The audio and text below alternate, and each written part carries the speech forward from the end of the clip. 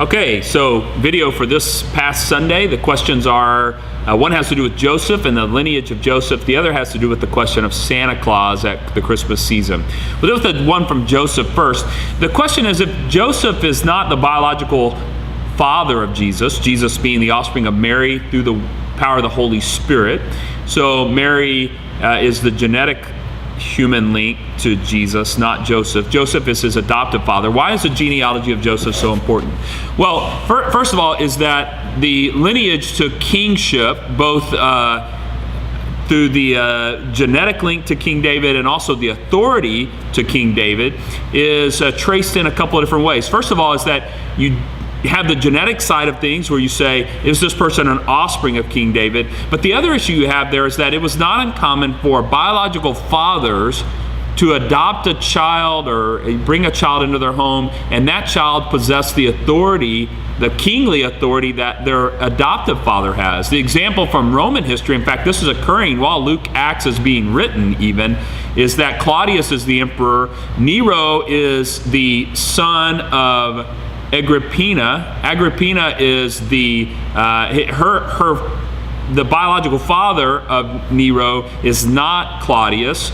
He marries her, and ironically, Claudius has his own biological son, and as he gets old enough to eventually become emperor, Agrippina makes sure that he's killed off. And in fact, the idea is that probably that Claudius is killed off by her as well. She wants Nero to be emperor. And as things have it, the way you treat others is the way they will treat you oftentimes. Nero returns the favor by having his own mother killed.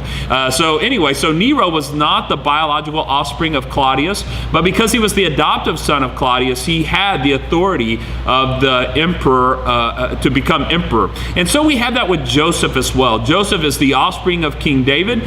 His sons, both adoptive and natural, by natural birth, would have been in the authoritative line of kingship. And so in the case of Joseph, what we have is that as an adoptive son of Joseph, Joseph with the authority to be in the kingly line of David, that Jesus bears that authority as well as the adoptive son of Joseph. Jesus also has the genetic link back to Mary, back to King David. And so he's both genetically linked to King David and authoritatively linked through his father Joseph.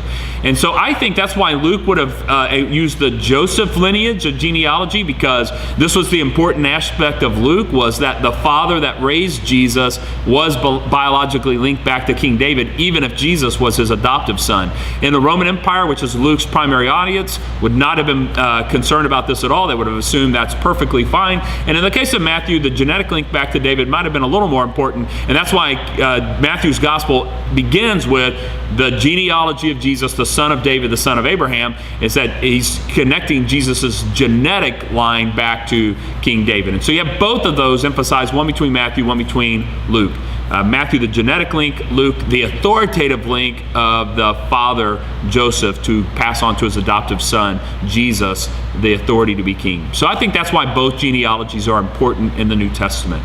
Also, the second question is this question about Santa Claus. Okay, so there's a lot of traditions around Christmas that are really not historically really Christian. They have been brought from all kinds of ideas and cultures and have been linked in with the season, the winter season, the colorful lights, the decorating of trees, all these kinds of things. St. Nicholas does have a Christian tradition in that he was a bishop many centuries ago, some 1600 years ago.